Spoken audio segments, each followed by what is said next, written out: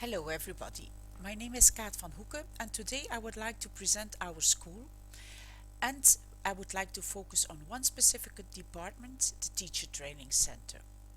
Why this department? That's because I work there, as simple as that. In my opinion, it could be nice to start by giving the audience a glimpse of Ghent and a glance at the types of training we offer at our school. And therefore, I had made a short film about Ghent and our school. Unfortunately, it seems impossible to open the link. This one, it seems impossible. I have embedded it in the presentation, but it's not working. Well, actually, the link itself works, but the music seems to have disappeared. In order to watch the film, I advise you to copy the link, this one, second one here, this one, you just copy it and paste the link in the address bar of your browser.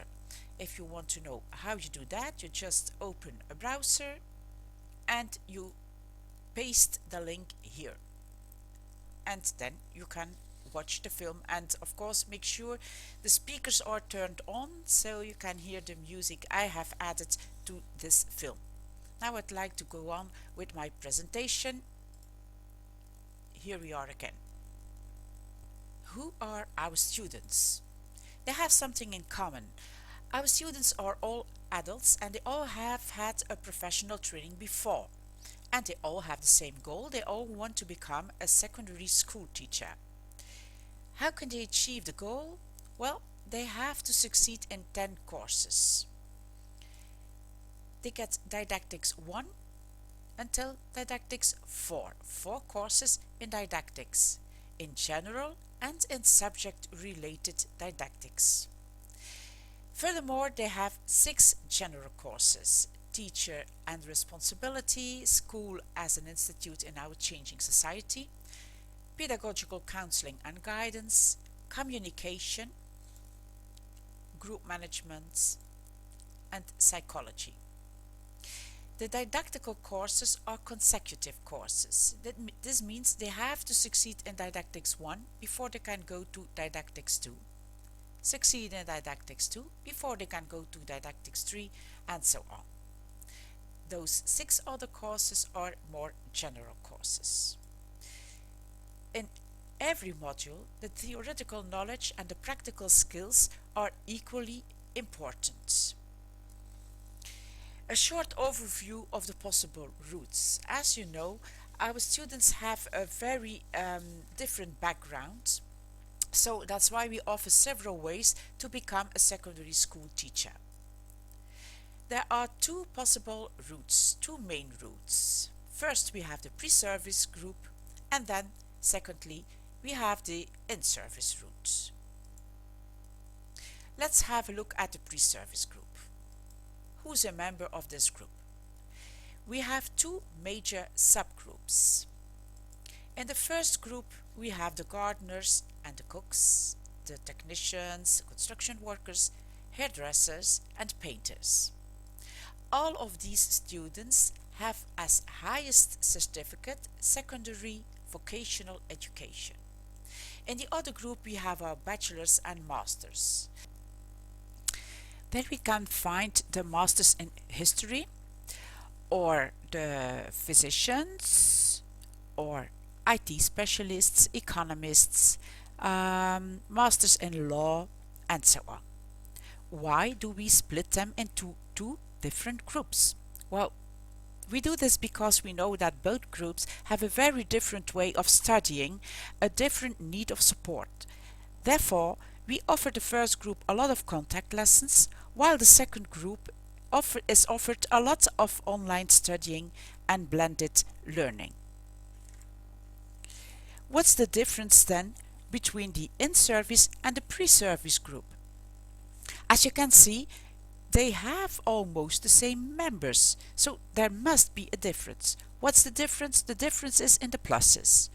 And the plus means they need minimum a part-time job in secondary school, school for adult education, or schools for part-time education. And then they can be a member of the in-service group. What's the big difference between both?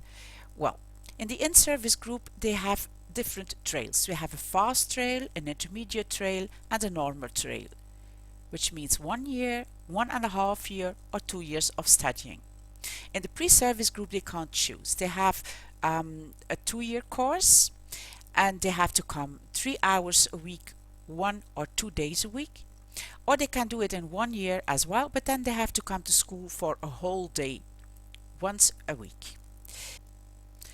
But now we come to the main difference between the pre-service and the in-service group. In the in-service group, the didactical and pedagogical coaching is always in the real classroom situation. In the other group, it's impossible because they are not yet employed in a school, so they don't have a real classroom situation. And there we coach them and evaluate them through micro-teaching. In the in-service group, evaluation and coaching from Didactics 1 to Didactics 4 is always done by a tutor, which is somebody from the teacher training center, and by a mentor. And the mentor is somebody who teaches the same subjects as the tutee. In the other group, they only have the first contact with the real classroom situation, real life experience in internship at the end of their study in our school. So internship only in Didactics 4, and sometimes it's a real shock to those students because then for the first time they are in front of a classroom and they can really experience what it is to have problems with class management. And where do I fit in this picture? I am an in-service teacher trainer. I visit students in their classrooms. My students are the math teachers and the teachers in physics or biology, but also those who teach photography or architecture or gardening or carpentry, a very diverse group. And I try to offer support in didactics and in pedagogical approaches from Didactics 1 until Didactics 4. And of course, I have to evaluate not only their teaching skills, but I want to have the whole picture. Who is this student to whom we are about to give this precious diploma? I have to be sure that they are fit for the job, and in my opinion, the in-service training is the best way to be sure. Every student who leaves our school really has earned his diploma.